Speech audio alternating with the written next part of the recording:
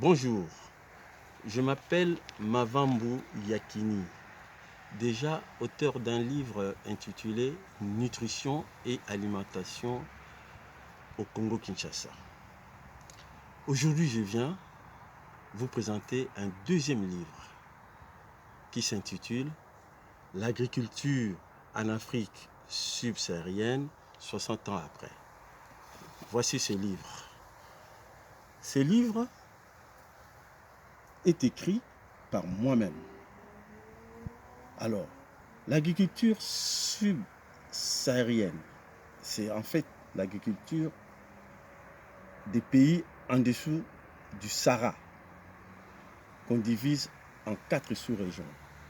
Afrique de l'Ouest, Afrique centrale, Afrique de l'Est et Afrique australe. En fait, pourquoi j'ai écrit ce livre? C'est parce qu'après les indépendances, dans les années 60, en 1960, il y a 60 ans maintenant qui se sont écoulés. Donc il y a 6 décennies. Mais qu'est-ce qu'on constate au niveau de l'Afrique? On constate un problème alimentaire très important. L'Afrique n'arrive pas à nourrir ses enfants. Les pays africains n'arrivent pas à nourrir correctement et suffisamment leur population. 60 ans après, ça nous interpelle. C'est pourquoi j'ai eu l'idée d'écrire ces livres, de voir ce qui s'est passé au niveau de l'agriculture. D'abord à l'époque coloniale, ensuite, après 60 ans, jusqu'à nos jours. Alors, dans ces livres, en fait, j'ai fait une étude comparée entre le pays d'Afrique de l'Ouest, entre le pays d'Afrique centrale, entre le pays d'Afrique de l'Est, entre le pays d'Afrique australe. Mais cette étude comparée ne s'est pas s'arrêter à ce niveau-là. J'ai fait aussi les études comparées entre les 4 sous-régions pour voir du point de vue agricole quels sont les pays qui font des efforts. Parce que vous savez que l'agriculture, c'est la base même de l'économie. L'agriculture fait manger la population. Si on délaisse l'agriculture, on est dépendant d'une manière alimentaire, cela pose un problème. 60 ans après. Aujourd'hui en Afrique, on remarque quand même qu'il y a des poches, des famines, il y a des malnutritions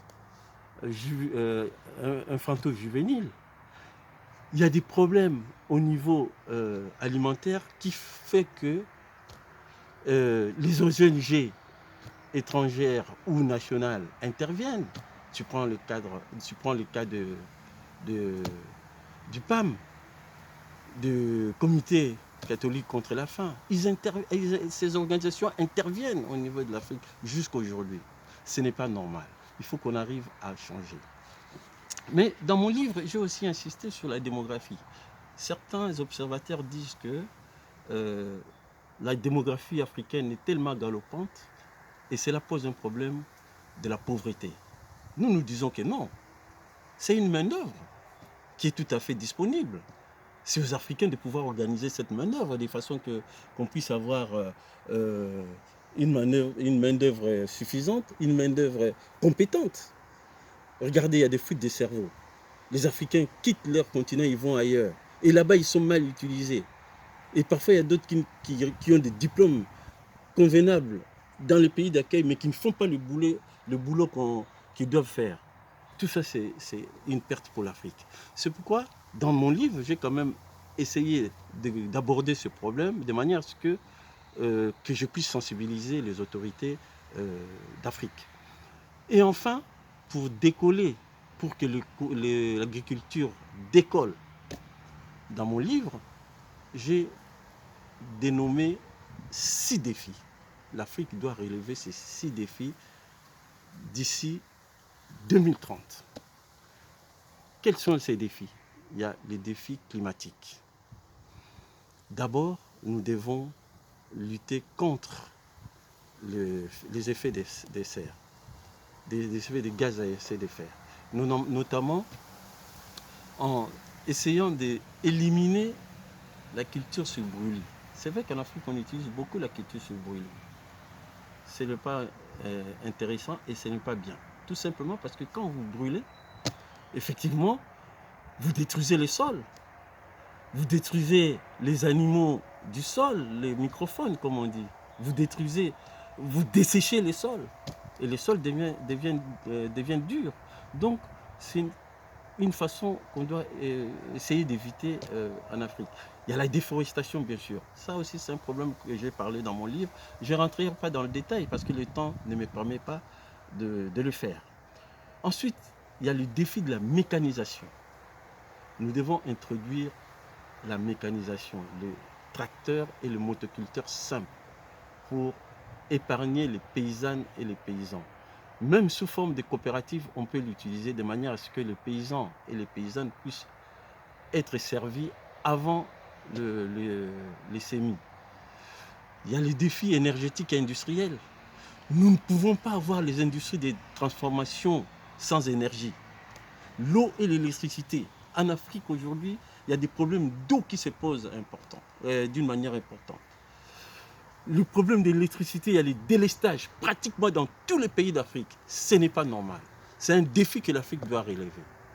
Il y a un autre défi, c'est le défi foncier. Les terres sont vendues. Dans certains pays, tels que le Congo démocratique, il y avait la loi Bakadjika. Les sols et les sous-sols appartiennent à l'État.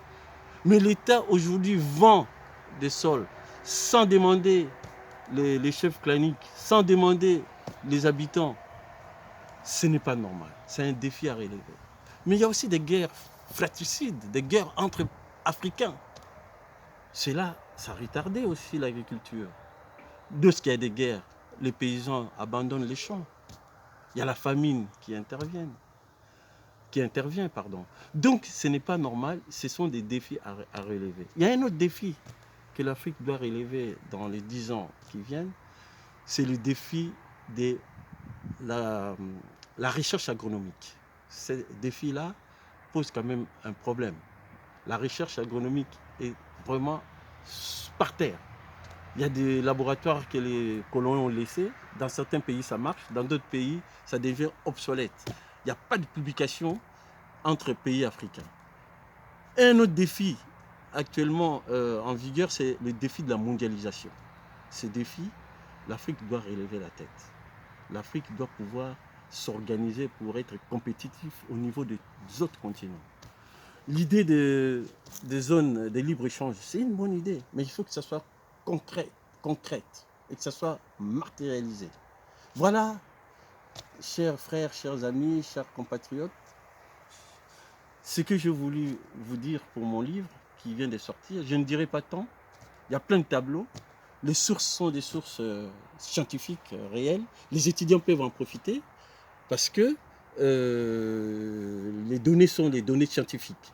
J'ai établi moi-même les tableaux à partir de données en vrac.